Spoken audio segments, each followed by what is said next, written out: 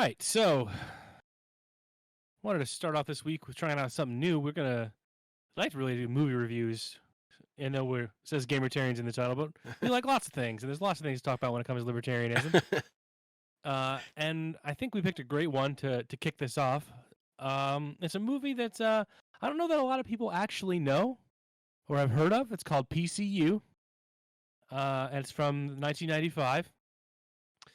It has a number of pretty big name stars in it, like Jeremy Piven, David Spade, Jessica Walters, I think is her last name. They're all pretty big actors these days.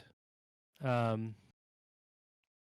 Jon Favreau. Yeah. One of my favorite parts is has Jon Favreau as Gutter, the man responsible, one of three men responsible for the fact that we have an MCU. Plays a pothead music major in a movie in 1995. Yeah. So let's go ahead to start it off. I just want to hear about your initial impressions about it. Not anything necessarily libertarian. Just what did you think of the movie? I had seen it once before back when I was in college. Oh, okay. So you had actually seen it. All right. Yeah. You just need to be reminded of it? Yeah, way before I was a libertarian. And back then, it seemed really... It was funny to me back then. Mhm. I have to say, it's somewhat painful to watch now. Don't get me wrong, it's funny. It's very funny. It's just like, it was a little too prescient. In like, it was fun. It was fun to see. The whole point of the film is spot on to the remedy of what society needs more than anything, which is to either get laid or just agree. I love we will not protest. We will not We're not gonna protest. We're not gonna protest. Just like to let loose and have fun, right? Which there's zero long-term solution value there, because, but it would really work. I mean, you always got to come back to why are we here? What's the purpose of life? All that stuff. And I think a lot of the professional protester movement is around trying to derive meaning. Yeah. You know, like, I want to stand for something. I want to believe in something bigger than myself. And I know God's dead, and we've rejected all that. And science is the new religion, so I'll just say I believe the science, and then whatever the Ministry of Thought puts out, that's what I'm going to align myself with. And as I think Dave Smith says this a lot of the guys in like the feminist movement and things like that, a lot of them are there to try to get laid. Like they're white knighting. They know they can't fight the tide, so they're going to try to swim with the current, and see if they can mate along the way. Yeah. So anyway, back to the film. I loved watching it. There's a lot of stuff that I think I missed the first time around, and it was great. Really great to watch it. So personal thoughts were it's fantastic. I see it trashed a lot online. If you go to like IMDb and stuff, people are like, "Oh, it's no Animal House." It's like, it's not trying to be Animal House. It's really not. It's not even trying to be The Wedding Crashers or anything. It's not trying to be old school. I think more than anything, it is trying to make a statement as much as it's trying to be funny. Yeah, definitely. I like it for that reason too. I can see from the IMDb perspective, like, if you look at it as a movie, it's not really that good. It's pretty standard plot devices. Nothing's really. We might talk a little bit more about that later. Is the main character is pretty weak. He he kind of exists to drive the plot forward, and that's it. Tom, I think is his name. He's just there to make other things happen. He's the catalyst. Basically, that's it. He's just running a lot. Yeah, he does a lot of running. just a white man on the run from all the minorities. Yeah. Straight white male being chased all around campus. But the fact that people hate him is why he's able to drive so much traffic to the house-saving party. You know, like there's no amount of flyers you could post to get that kind of attendance. Right, exactly. All right, so now if I want to ask if was there any particular scene that you want to talk about in terms of either a libertarian or non-libertarian perspective, but something that's really stuck out to you? I timestamped some stuff because it just stood out to me. I'll just say I liked it, and then I'll try to say why I liked it, whatever. Okay. It's just funny to see, like, this is just 1994, and like 5 minutes in, the main character is like doing checking out the girl's butt when she's like changing the fuse or something, and she's got like the full-on mom jeans going on. It's like you see the SNL skit, Mom Jeans. Oh, I've seen Mom Jeans. Yeah. It's like those are like straight up mom jeans, and he was. And the best part about that is that just as we were just talking about how like what makes it like a great movie. Yeah. Is that like that's like the last time she sees him until they meet up again in the street later, and she's like in love with him. Yeah, I know. She's like, I remember when you looked at my ass earlier today. I think I love you. Yeah. You would never. Ever see a scene like that today where there's a connection because the male showed sexual interest in the female. And she liked it. She liked it, dude. She didn't feel objectified. You know, it was crazy. And then it hit me all of a sudden. I'm like, that's Jon Favreau. Yeah. Like when he's in there. And I actually, full confession, I have no idea that he was involved with MCU at all. So maybe you can tell me that.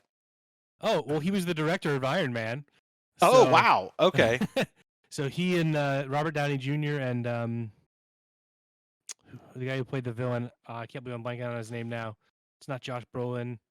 It hurts so bad that I don't remember it. But the three of them were basically rewriting the script as they went along on Iron Man, and that movie launched the MCU and Iron Man 2, and he's in the universe. He's Happy Hogan. He plays the like one of the agents that helps protect Tony, or like works for Tony Stark. So all right, I had no idea. Thank you for explaining. Yeah, no problem. He also directed The Lion King, the live action Lion King. Oh, really? Recently, yeah. It's insane what he's become. Wow. So the reason I was aware of him is because Critical Drinker brought him up when he was talking about Mandalorian. Oh, yeah. And Mandalorian is getting all kinds of praise, and some would say that they brought John in to kind of try to right the ship in terms of the in-your-face social justice warrior themes, woke culture themes that are just like crashing Star Wars, you know, and Mandalorian features none of that, you know, and here's John, who is in PCU, you know, anyway, I don't know if there's a connection, you know, I don't know if these guys are in this movie because they wanted a paycheck or because they actually liked the message. Yeah, and it was so long ago. It was when it came out. It was still parody. Yeah, it hadn't become the reality that it is now. But I don't remember if it was Jerry Seinfeld or someone who said, no, it was Adam Carolla talking to Dave Rubin, who said something along the lines of, basically, if when it comes to a celebrity, if you don't know what their politics are, you can probably determine that they're more conservative. Yes. Yes. Because if they're liberal, they're going to be screaming it from the rooftops. Right. So if they're quiet about it, you can pretty much assume they're conservative. Yeah. I think it's no coincidence that this movie is impossible to find for streaming or digital purchase. Yeah. Because everyone associated with this film is terrified of getting ex post facto woke canceled. Yeah. Like if this became like a thing, the Twitter mob would just rally around, we have to punish decades later this kind of unallowable opinion. Mm-hmm. Mm-hmm. So, and then there's some things in here. I think this movie is the origin of the phrase "Don't be that guy." I don't know if it's the origin of that phrase, but I use that all the time. Like you're gonna wear the shirt of the band you're going to. Don't be that guy. Dude, I started saying back in college, "Don't be that guy" because of this film, and I think I probably did too. Actually, it's had a lasting impression on my interaction with others. Don't be that guy. It's so good. They're laying down the framework for the film. You can major in Game Boy if you know how to bullshit. That's good.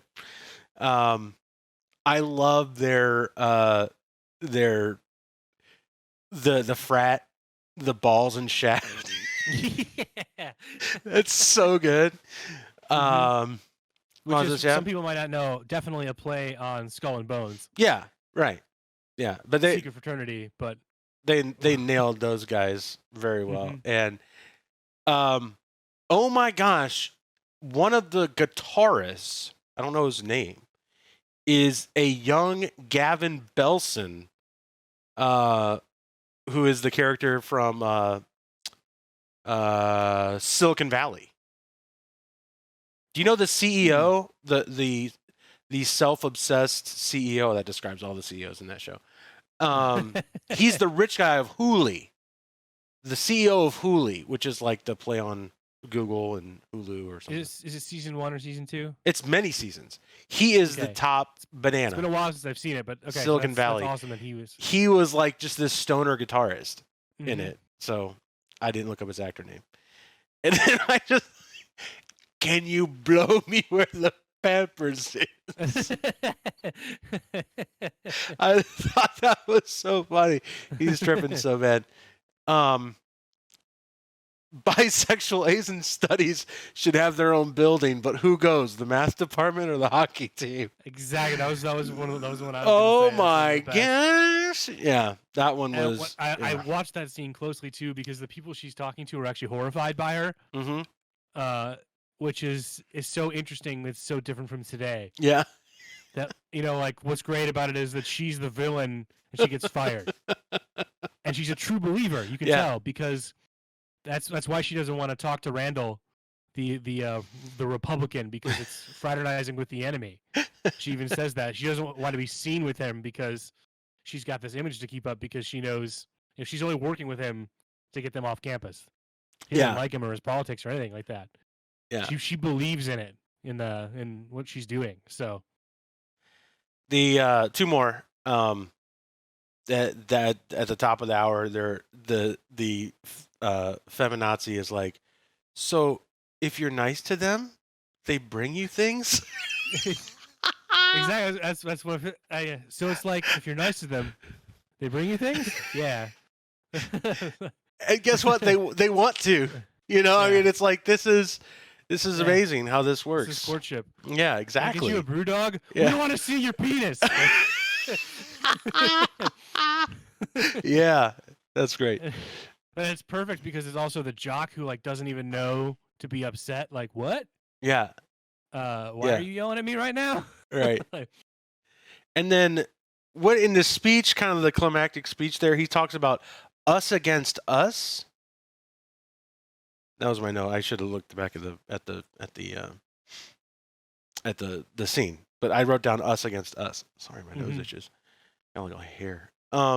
Yeah. So those are my high points that stood out to me. What do you got? Yeah. I admit, as I was planning for all these things and setting up the format and everything, I was like, I forgot to actually do the part where I remember type certain things about it. I mean, you've already hit so many of them. I mean, I like when they pelt it's really just the introducing him to campus. Oh yeah. I think is one of my favorite scenes. It's so, as you said, prescient. Yeah. Particularly for today, and the terms aren't even that far off. I remember, he says, do you see those girls? And you're like, nope. Those.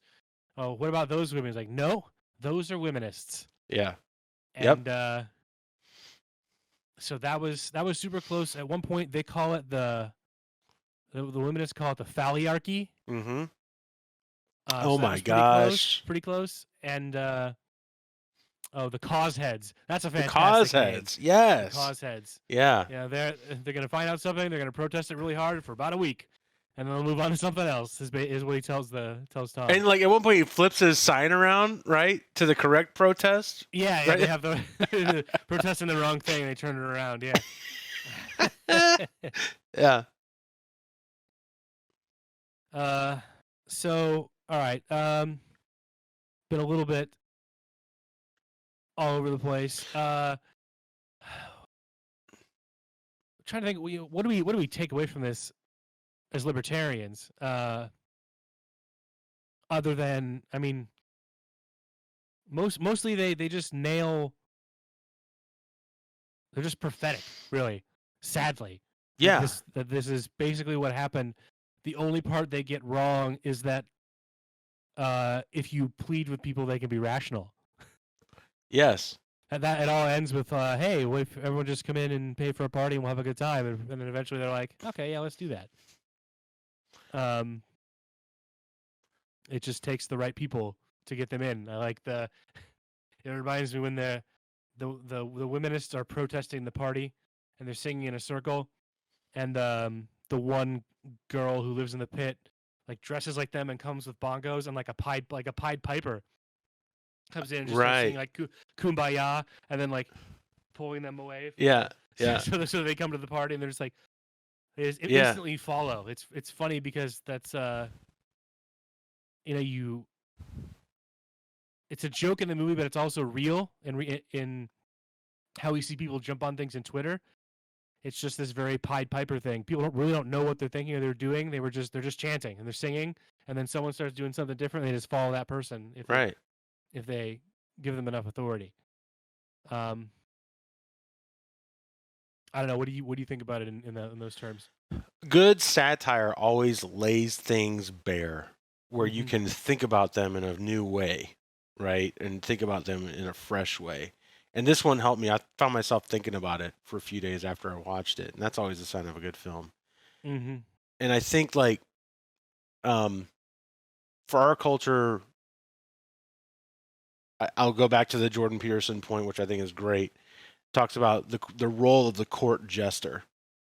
Mm-hmm. And the role of the court jester was one who could speak the truth through humor to the king in a way that a common person would be punished for doing if they spoke it directly.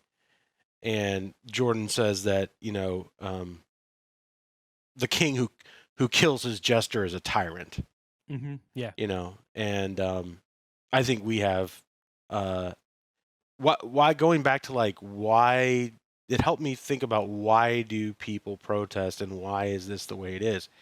I think it's a fundamental desire to feel good about yourself, to feel virtuous, to feel like you are helping others, feel valued. Yeah, like but it's such a low investment activity. You don't have to have a logical argument. You just have to have a very strong opinion for whatever you're protesting. And your tribe will bring you up. Right. We'll give you all the return you need. Exactly. And rage is the currency of our culture. And rage is so much easier than love. Rage is so much easier than investment and thinking and solving through the scientific method. Right. which is how learning occurs. It's how discoveries occur. Rage it's so much easier. And it's that herd mentality where you just don't want to stick out. And if you're there amongst other like-minded ragers, you will be considered not an other. Right. And I think it goes back to a lot of that mimetic theory on scapegoating, right? Mhm. People want to scapegoat. Throughout history, we see that there's always been scapegoats, so people don't have to reflect internally and change themselves. They don't want to clean their room; they want you to clean yours. Mhm. And I think that that film does a great job. I like the stoners who play ultimate frisbee, and just some of their terminology, the way they talk to Mhm. each other. Uh, but yeah, it was that's excellent. I mean, I love it. I saw it ragged on a lot Mhm. online, but that's to be expected. I mean, this Yep. this is you're in now unallowable opinion territory. Right. Um, and they even reference things like ways to report people, right? There's ways Mhm. to report when you're offended, like the Mhm. check in the boxes. I felt ththreatened. I felt all these Right. stuff. Yeah. Yeah. I mean that is, Sensitivity, like complaints or something like that. yeah. I Yeah. thought, because I forgot exactly how the film ended. I thought I thought the way that they were going to get out of it was the people who had come to the party were going to have a change of heart and retract or withdraw all of their complaints. I thought that's how it was going to end. That's a great Yeah. speech It's at the end. It's at yeah. it's at 1 hour and 10 minutes if you want to go back and listen to it. Yeah. We'll have to. I'll probably have to listen to it a few times. It reminds me Um. a lot of like an appeal as a libertarian does in politics. Mhm. It's like, guys, we got to stop fighting red team, blue team. Meanwhile, the oligarchy rules over us all. Mhm. Mhm. It's like we got to stop fighting among ourselves and focus on the real problems. This is us versus us. Mhm. So the other thing that I had thought about, um, is the death of the college movie. I Oh. can't really think of one in the last few years, and I'm Oh. thinking because one, you can't be funny with it anymore because colleges aren't funny, and the other thing is probably because Oh. colleges are so unbelievably expensive now. People don't think about college as being funny or fun anymore. I'm sure people who are in there still have fun, but it's just churning out debt slaves. Uh, so if there has been one, it's got to be a straight to DVD, or maybe I just don't pay attention to it. But I haven't seen anything like that of late. And I was thinking about. I decided to look up the numbers and see that in the 94-95 school year, we'll assume Port Chester University is a private college. Well, Uh huh. that sounds and looks the way they acted was like a private college, so it was more expensive than a state college. But in 2018 dollars, uh, a year of tuition there would be 28,000. In what year? Uh, in 1995, Wow, that's still a lot. and that's adjusted for 2018 inflation. So in 1995, that would be 17,000, um, for a private school, and in 2020, that has basically doubled. Oh my gosh. So I thought about it when the Draws is Jeremy Piven's character. He mentioned something just offhandedly about his third sophomore year, and Yeah. and that's another one of those things that has disappeared is the idea that college isn't so expensive that you just go for a few years, you have fun, and you get out, and there's a job waiting for you. So there's those seventh year seniors, eighth year seniors, which is sort of what he clearly is. Yeah. I think I looked it up. He was like 28 or 29 when he made the movie. Wow. Um, Okay. so, uh, but he definitely says he's a senior, so he's clearly been there a really long time. But that's not even like a big deal to anyone. No one's worried about debt or anything at this time because people weren't really thinking about debt in terms of college. I Hmm. think I think that I was a kid, so I can't really say, but it seemed to me the narrative at the time was you just tried your best to save for college, and you'll get through it, and there'll be a job waiting for you, so it's no big Right. deal. Right. And you'll be able to pay it all off, no big deal. And that is not the case anymore now because of inflation and the federal interference with the system. So what was fun about college is no longer there, No. and what was intellectual about college is also no longer there. There's basically nothing about college unless you want to go in a profession that 100% requires you have that piece of paper. Got to have that paper. But other than that, it's just a sad, depressing institution now. It puts people in debt slavery and does not equip them well to get out of that situation. Yeah, and they can't. Yeah. It's the one debt you can't even just get out from when you die or you declare bankruptcy on. It just follows. Potassium Rage says, # gotta have that pape. Exactly. # gotta have that pape. Yeah, you gotta put the pape. You gotta put an inflection on it. For sure. That's because great. That is what's important. It's not what you know or what you can do, but you got to have that bisexual Asian studies pape, and then they'll just be throwing jobs at you. That's great. In terms of just talking a little bit more about the whatever else about the movie, I was gonna say, I already said Tom's not really a great character. He's not fleshed out.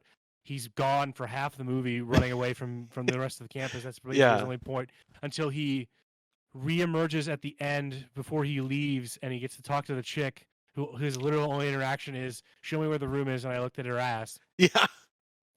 And then she's into a high schooler. Yeah. Like, he's literally a high schooler at this point. But then also, well, yeah, but his motivation is so stupid. It's like, he spent like 10 seconds with them and they abandoned him. Yeah. And then he's like, oh, they can't get rid of the pit. Like, I gotta help them. He should have gone with balls and shaft. I mean, you abandoned me to be chased by an insane mob the entire day, but I like you guys now, so we gotta go. I gotta help you. I can't just leave. That doesn't make any sense.